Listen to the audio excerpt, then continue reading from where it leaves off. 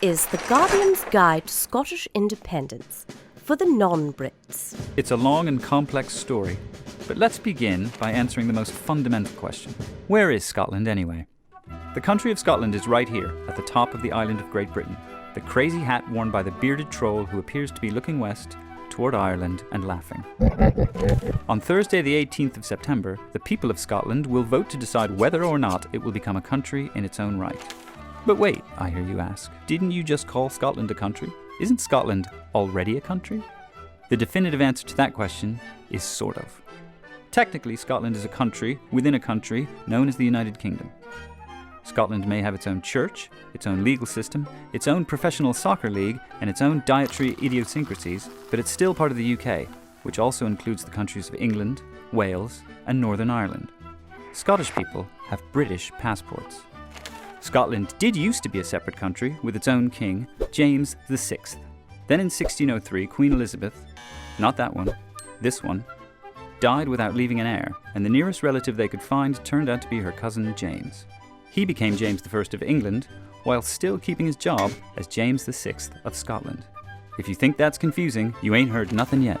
England and Scotland maintained a monarch-sharing arrangement for over a century before the Acts of Union in 1707 made the two nations a single entity, with one parliament located in London.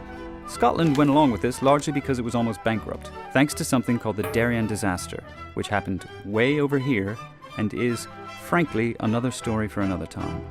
Let's have a stirring musical interlude before we skip ahead, way ahead. In the 1970s, speculation about devolution, the notion of returning a measure of power to a Scottish government, gave rise to what used to be known as the West Lothian question. For most people in the UK today, the real West Lothian question is, what is the West Lothian question?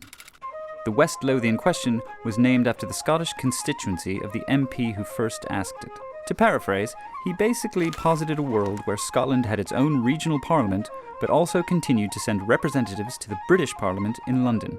How could it be, he asked, that Scottish MPs could vote on laws that affected only England, and yet had no vote on matters that affected Scotland? That would be totally crazy. You weren't really meant to answer the West Lothian question. It was just there to demonstrate that a Scottish Parliament couldn't logically exist, and that if you tried to set one up, the universe would disappear. Or something. After a referendum on devolution, they did set up a Scottish Parliament, with its very own brand new building.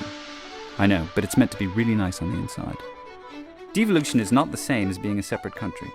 The British Parliament merely outsourced certain powers to Scotland, rather than handing them over, and it reserved the right to overturn any law made in the Scottish legislature.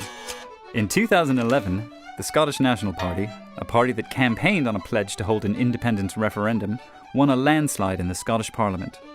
The SNP leader, this man, Alex Salmond, you don't pronounce the L, like with the fish, became Scotland's first minister and promised a referendum within the election cycle. In 2012, British Prime Minister David Cameron finally agreed to a referendum, saying, "This United Kingdom can never hold a country within it without its consent." What he meant was, I'm allowing this because it's certain to fail.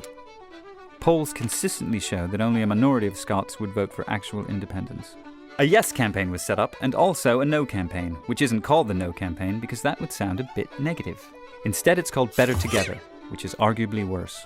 Those in the yes camp include Alex Salmond and the SNP, and also the Scottish Green Party, the Scottish Socialist Party, possibly Rupert Murdoch, Sir Sean Connery, and both of the Proclaimers. The no camp includes all three main political parties, Harry Potter author J.K. Rowling, Susan Boyle, and one of the Doctor Who's. Not to mention a majority of the people in the rest of the UK who don't count because they don't get to vote. Those conspicuously offering no opinion include Andy Murray, Billy Connolly, and the Queen. Recently, the no camp's comfortable lead has eroded, and a lot of questions that nobody had ever answered satisfactorily have suddenly become interesting to people. Questions like, if it were independent, what would Scotland use for money? What about Scottish passports? Would Scotland be able to join the EU or NATO? And what will they call the rest of the UK if Scotland leaves? At the moment, they're literally calling it the rest of the UK, or RUK for short, which gives you an idea of how much thought has gone into the whole business. The real question is, will Scotland be better off as an independent country? And the real answer is, nobody knows, because it's the future.